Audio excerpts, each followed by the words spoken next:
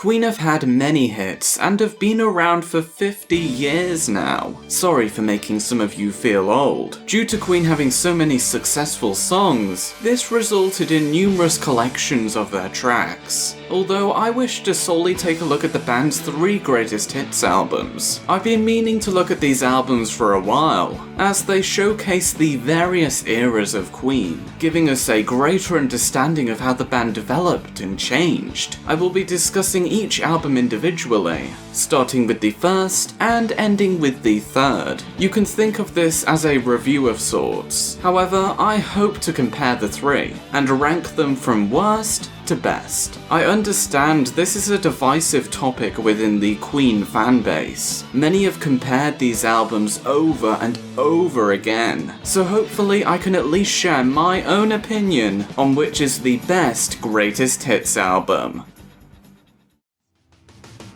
Greatest Hits 1. This is that album everyone owns. If that be on CD, vinyl, hell, maybe even cassette. This album means a lot to me. It was the album that really got me into Queen. You've got to remember that Greatest Hits 1 has most of Queen's biggest hits. The essentials are here and accounted for. Bohemian Rhapsody, Killer Queen, Another One Bites the Dust, We Are the Champions, and Don't Stop Me Now. I remember this being the first album I bought on vinyl. The cover had always stood out to me. You have the 4 band members all looking serious. They seem confident in the fact that you're going to love Greatest Hits 1. The colours chosen for this album are fantastic. There's the mysterious black, bold red, and occasional use of white. Of course, everyone's favourite part of the Greatest Hits albums, at least for 1 and 2, are the images featured inside. The pictures showcase Queen's journey from the early 70s to 1981. The artwork for this album is intriguing and most importantly iconic. But what about the music? Well, as I stated earlier, Greatest Hits 1 features most of Queen's biggest hits. After listening to this album, you've got a pretty good idea of Queen's music, with the exception of the 90s and mid to late 80s tracks. This album begins in a spectacular fashion with Bohemian Rhapsody, one of the best, if not the best Queen song. I mean, what a way to start an album. Beginning with bow rap always works. Just look at Queen's legendary Live Aid performance. We then have Another One Bites the Dust, which is lyrically hard to understand.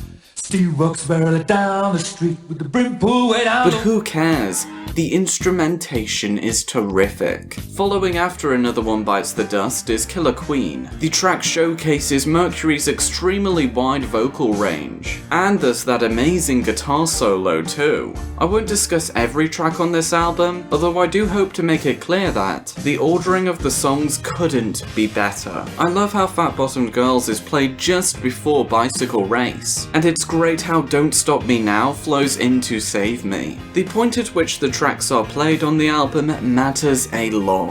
Imagine if Save Me was the first song on Greatest Hits 1. It just wouldn't have the same impact as Bohemian Rhapsody. However, play Save Me around the middle of the album and it's fine. The best example of how Greatest Hits 1's structure works to its advantage is through how the album ends with We Are the Champions. Of course, We Will Rock You is played just before due to the 2 songs being inseparable, but it's the way We Are the Champions, this astonishing anthem, ends Greatest Hits 1. With its uplifting instrumentation, you know this is an unforgettable album. With that said, I'm going to place the first Greatest Hits as the best for now. Will one of the other albums take its place? Well, let's take a look at Greatest Hits 2.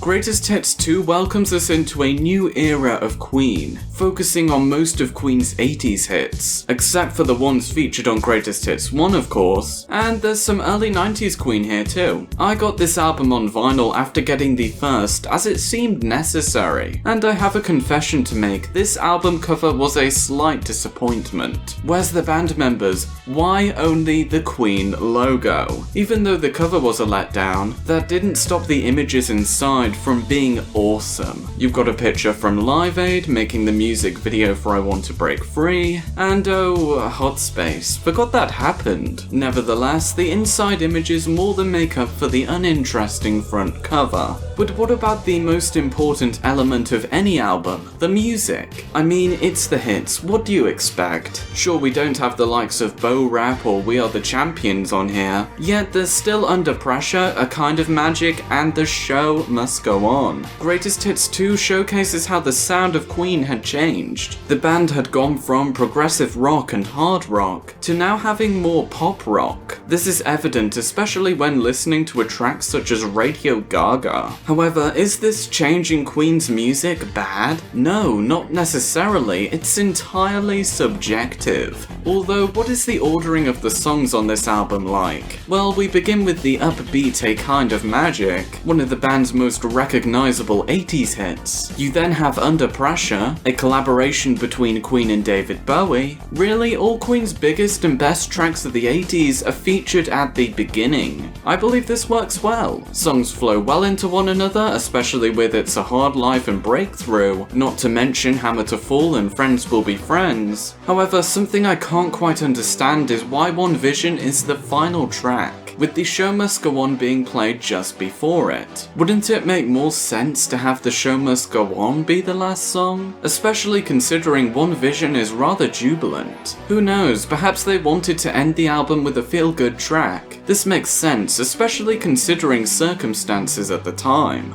So Greatest Hits 2 is a superb album and one that I adore, yet for me personally, I'm going to have to rank it lower than Greatest Hits 1. This is purely subjective, though the first Greatest Hits just has more tracks that I love, and I find the pacing of the first to be better than the second.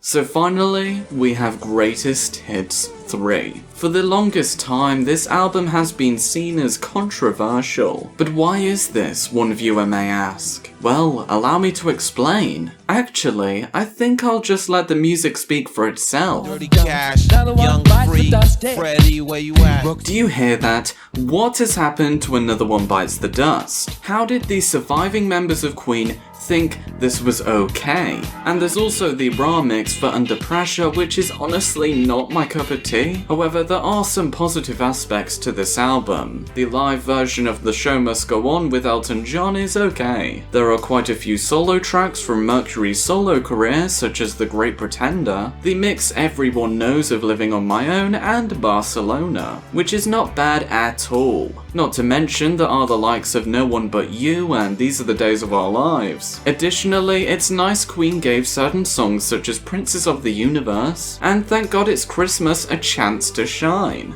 Really, there's a bit of everything in this album. There's some bad, some good, some okay, some live performances, and for some reason driven by you. A little random, but hey, who doesn't love that Brian May solo track? I can't help but feel as if Greatest Hits 3 lacks any sort of direction, although you can understand why the album is the way it is. It's 1999, Freddie Mercury sadly passed away nearly a decade ago, and there wasn't a load of material to work with, so they just threw anything in and hoped it would work. I'm sorry if any of you love Greatest Hits 3 for some reason, however I'm going to have to place this album below Greatest Hits 1 and 2. Finally, that's it. The first will always be my favourite. It had most of the tracks I adore. However, you may disagree with where I've ranked these albums. If you prefer the sound of most of 80s and early 90s Queen, you'll like Greatest Hits 2. And if you like randomness, you'll appreciate Greatest Hits 3. Looking at these albums has given us a greater insight into how Queen developed and changed over the years. With that said, where would you rank the Greatest Hits albums? Make sure to tell me in the comments down below, and until next time, stay safe. Goodbye.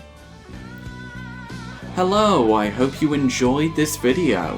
Where would you rank the Greatest Hits albums? Make sure to tell me in the comments down below. Like this video if you enjoyed it, subscribe if you're new, and most importantly share this video as that would be much appreciated. Until next time, stay safe and bye.